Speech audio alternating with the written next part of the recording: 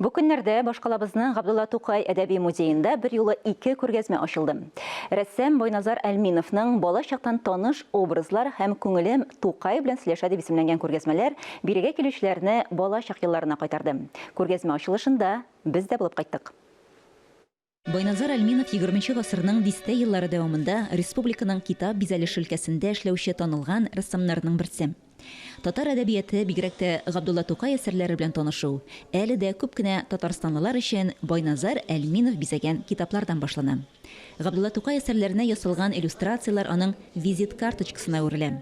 Рәссам бу юнәлештә 1936 елдан иҗат итә башлый һәм бу иҗатның иң югары ноктасы булып 1966 һәм 68 елларда Тукайның Шүрәле һәм Су анасы әкият поэмаларын бастыру санала.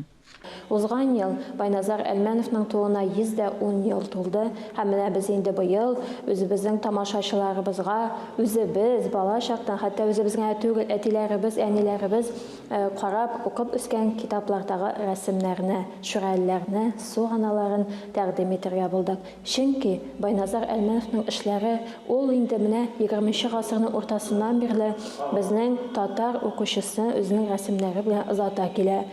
Байназар Әлминовның иң яхшы әсәрләренә тәэсирлелек хас. Татар язучыларының әсәрләренә багышлап ясалган рәсемнәре тормышчанлыгы һәм тирәнлеге белән аерылып тора. Күргәзмәдә рәссамның 40-тан артык рәсеме тәкъдим ителә. Алар арасында 1941-42 елларда Идегәй татар халык эпосы буенча иҗат ителгән иллюстрациялар сериясе дә әһәмиятле урын алып тора. Беренчедән ул табигатьне кычагын, табигатьне, пейзажны төрле халәттә күрсәтә. Ул таң атканны да без монда тыйымлыйбыз.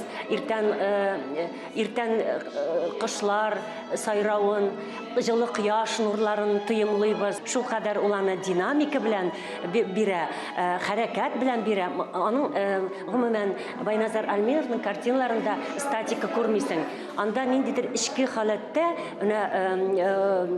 потенциал хәрәкәт бар, омтылыш бар әсәрләрендә.